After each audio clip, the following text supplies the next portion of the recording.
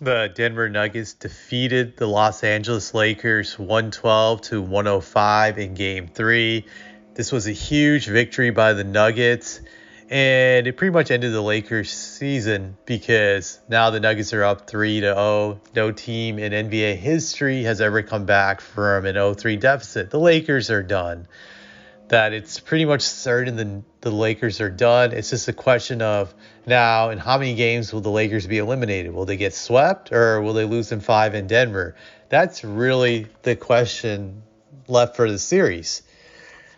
Now, the Lakers started off the game very strong. They were playing aggressive. They were playing the way you have to play in a situation you're down 0-2. They built up a 12-point lead. They were slashing, driving to the hole, getting whatever they wanted. But just like always in this series or in the past 2 years, the Nuggets started chipping away at that lead, just calmly just chipping away like they were going to be okay. You could just see it from their reactions when the Lakers were up. They were very calm, knowing that, hey, we've been here before so many times. We're just going to get out of this. We just got to keep our composure and we'll win the game pretty much. The Lakers, I felt, was devastated again in this game when the Nuggets, I believe, just took the lead in the third quarter. Yep, they took it in the third quarter. They were down by 4 points at halftime, but you could see heading into the third quarter, the Lakers, the look in their eyes that they were down. They couldn't maintain another double-digit lead.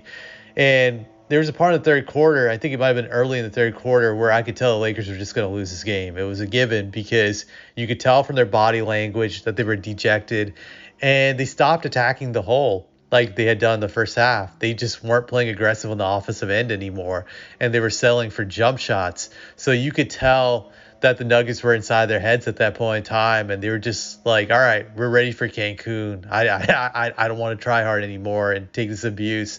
It was kind of like that feeling you get when you struggle in school and you know there's just one class you're just never going to do well in, no matter how hard you try, that you just completely give up. You don't even prepare for finals. You're just like, screw it. I'm just going to take whatever I can get and just get out of this class. I don't want to deal with it anymore. And I felt the Lakers had that look of a kid ready for summer vacation. They'll definitely be ready for Cancun. But the series is over. One thing I'll say about LeBron, he had a good offensive game if you look at the box scores, but then you look at just what Aaron Gordon did on the offensive end, it negated what he did. Aaron Gordon had 29 points on 12 of 18 shooting and 15 rebounds, 3 assists, 1 block. I mean, 1 steal. You're not gonna win a game where a guy plays that great all across the board. You're just not gonna prevail. But it's also another sign that LeBron is just way beyond his prime, because prime LeBron would have been able to limit what Aaron Gordon got. Just Aaron Gordon, I don't believe he gets 29 points against prime LeBron. So it shows again that LeBron's over the hill, but people will always look at his offensive numbers and just say, well, he played great and just there's nothing wrong with LeBron. There's something wrong with the rest of this team, and they just need to make another trade to get him more help, or trade D'Angelo or whoever is on the chopping block. That's the way I look at it. But I think the thing the Lakers won't admit, and I think some of their fans will admit this, because I know a lot of Laker fans don't like LeBron, but again, there's a lot of fans that do. But for the people who won't admit this, I just don't think they can win going forward with LeBron. It doesn't matter who they trade for. This team is just never going to win another title with LeBron again. That 2020 bubble series was a fluke. It worked out for them, but they're never going to have that perfect storm again. He's older now. He will be turning 40 next season. How many teams have won with a 40-year-old being either their best player or their second best player in NBA history? I can't think of any, to be honest. Maybe the Lakers with Kareem during the late 80s when they won their last title. I think that was 88. I think that was Kareem. He was in his 40s when they won their last title. So you can make that argument. But Kareem, by that time, I believe, wasn't even the best player on the Lakers, or the second best. I think Magic and Worthy had taken over as being the number 1 and 2 guys on that team. And there's not a number 2 guy who can usurp LeBron, I believe. So as long as he's a top 2 guy on their team, I don't see them winning another title. despite whoever they trade for. And they'll make some trades and people will hype up, hey, the Lakers got help. They're going to be better next year. But it just comes down to LeBron. It's going to be the same story again. They will fail miserably with this guy. But I think they're determined to keep him because, like Stephen A says, they like box office and they believe LeBron is box office.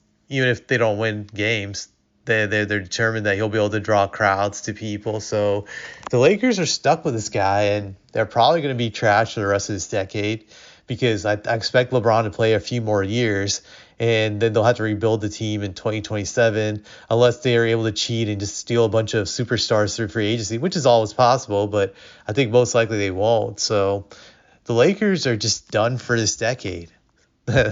I think that's even more demoralizing than this loss. They're stuck with LeBron, a few more years of suckitude. I know that's slang, but just they're gonna be mediocre for a while, or at best it's a 7th or 8th seed team. It's just not gonna get any better with LeBron, and that's pretty much all I have to say. I think the Nuggets will close this series on Saturday and send LeBron to vacation, or heck, to the draft combine with his son Bronny. He's going to probably be working on that now to get his son drafted, who, by the way, is a scrub. So, but that'll be his goal. That's something he has to look forward to. You'll see him in Chicago draft workouts with Bronny. So that's all I have to say.